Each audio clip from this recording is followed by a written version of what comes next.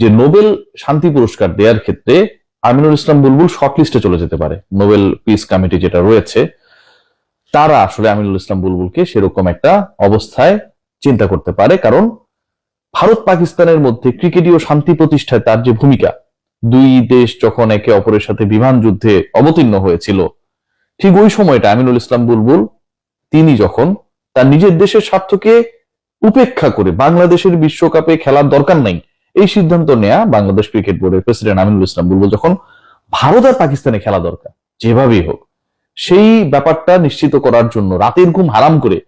Vice president Faruk আহমেদকে inform না করে, মানে জানাতেও পারেন নাই, ফারুক ভাই বলেছে যে সে হয়তো রাতের বেলা গেছে, আমি আসলে ওই সময় অনেক গুড মিড নাইট ছিল, এটা ওটা উনি ওনার মতো করে বলেছে, একটু ওনার মতো করে অভিনয় করার চেষ্টা করলাম। যেভাবে তিনি দৌড়ে গেলেন লাহোরে এবং এই দুই দলকে, এই দুই দেশকে খেলাতে রাজি করানোর মাধ্যমে আইসিসিতে যে ফিনান্সিয়াল আর্থিক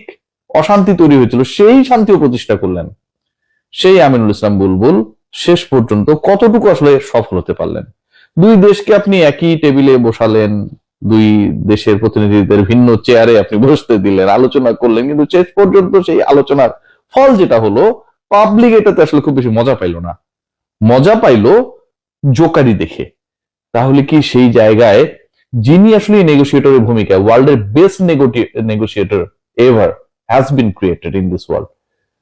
আমিনুল ইসলাম বুলবুল বাংলাদেশ ক্রিকেট বোর্ডের প্রেসিডেন্ট যে কাজটা করলেন সেটার স্বীকৃতি রেখে সেভাবে থাকে। এই ম্যাচটা যদি নেইল বাইটিং হতো, এই ম্যাচটায় যদি ব্যবধানটা ধরেন 5-10 রানের হতো, লাস্ট ওভারে লাস্ট বল পর্যন্ত যদি এমন একটা সিনারিও ক্রিয়েট হতো, তাহলে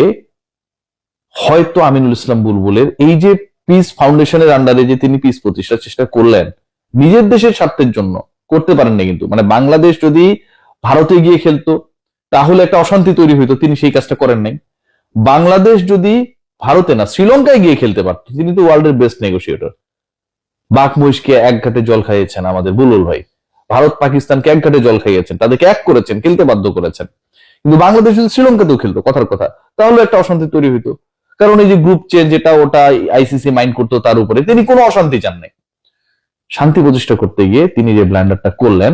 যেখানটায় 175 ক্রস করে 176 করতে গিয়ে পাকিস্তান যে ধরনের ক্রিকেট খেলেছে